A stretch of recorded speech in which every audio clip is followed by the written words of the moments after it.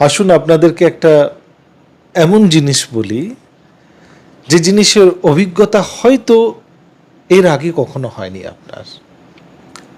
যারা যারা ভক্তি মার্গে একটু এগিয়েছে, ভগবানের কৃপা এইটুকুনি পেয়েছে, ভগবান কি জিনিস সেটা বুঝতে পেরেছে, সে ওই পথে যাওয়ার যে আনন্দ সেটা কি সেটা বুঝতে পারছে, কিন্তু অতটা প্রকাশিতভাবে বোঝেনি, কিন্তু জানে যে এই পথে চলতে গেলে নিশ্চিতরূপে ওইসব মানুষের থেকে আমি তো একটু এগিয়ে থাকবো।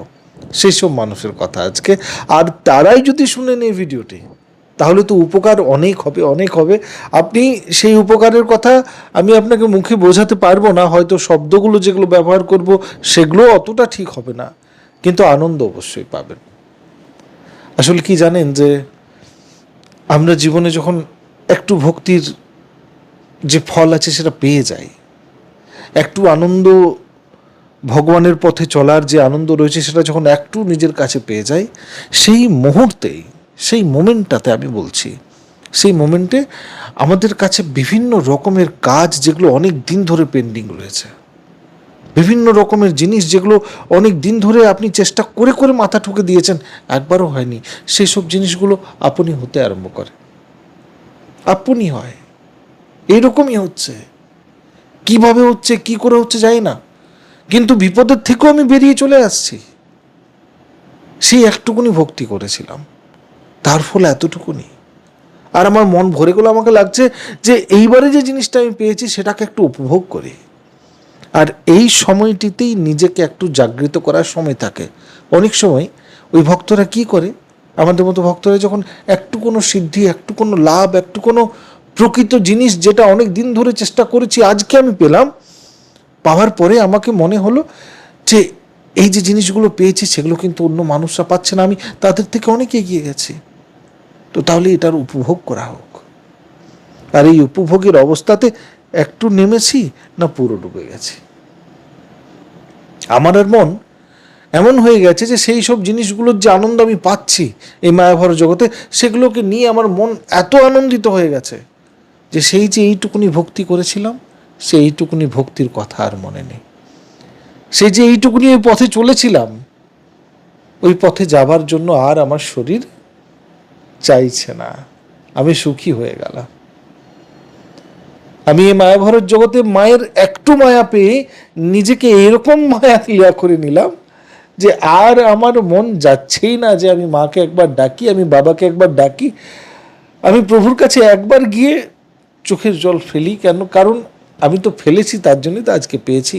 এই যে মনের মধ্যে অহংকার, এই যে মনের মধ্যে বিভিন্ন রকমের প্রাপ্তির ভাব, এটা ভক্তকে ভগবানের থেকে বহু দূর করে দেয়। তুমি এইটুকুনি পেয়েছো, তোমাকে অনেক যদি পাওয়ার আছে, তাহলে পাওয়ার সময় ভগবানকে ছাড়ো না, তখন কোনো বাহানা করো না, তখন ভগবান থেকে পালিয়ে যাওয়ার চেষ্টা করো না, ভগবানকে বসিয়ে রেখে নিজের কাজ সিদ্ধ করো না, এরকমের মনোভাব করো না, করো কিন্তু ভগবানকেও ধরে রাখো। যার মনে এই জ্ঞানটি চলে আসবে, তার জীবনে দুঃখ কষ্ট হওয়ার কোনো কথা নেই। কিন্তু যে এইটুকুনি ভক্তির কৃপা পেয়ে, এইটুকুনি সিদ্ধির কৃপা পেয়ে আর নিজেকে বলে যে আমি বড় মাতোয়ারা হয়ে গেলাম, আমার জীবনে সব হাসিল হওয়ার এবারে সময়, আমাকে বিভিন্ন মায়া, যে জিনিসগুলো অন্য মানুষকে দেখেছি, যে গাড়িতে অন্য মানুষকে চড়তে দেখেছি, সেই গাড়িটা আজকে আমার কাছে আছে, তো আমাকে লাগছে তো এটা তো আমার অধিকার, আমি তো এটা সিদ্ধ করে পেয়েছি। না না না না না, এই ভুল করবেন না। সেই মা, সেই বাবা, সেই ঈশ্বর দেখছে যে আর তো সে আমাকে ডাকে না, ওকে তো এই গাড়িটা প্রিয়, ওকে তো এই বাড়িটা প্রিয়, ওকে তো এই অবস্থাটা প্রিয়, একে তো এই সুখটা প্রিয়, তাহলে তাকে তার সাথেই থাকতে দিক, কারণ এইসব জিনিসে তো আমার বাস নেই। রাজসিক অবস্থাতে তো আমি থাকতে পারবো না। তো তুমি যখন ভোগ করছো তখন ভোগ করো, কিন্তু যখন ত্যাগের সময় আছে তখন ত্যাগ করে এসো প্রভুর কাছে। আর এটা যদি করতে পেরেছো, তাহলে আমি বারবার বলছি, তাহলে ভক্তের কষ্ট নেই। বাবা বলছেন যে সুখের সময়ে যদি তুই প্রভুর কাছে না শরণাগত হলি, তাহলে তোর ভক্তির কোনো মান নেই রে। তোর জীবনে যখন আলো আসছে তখন প্রভুর কাছে শরণাগত হয়ে থাক।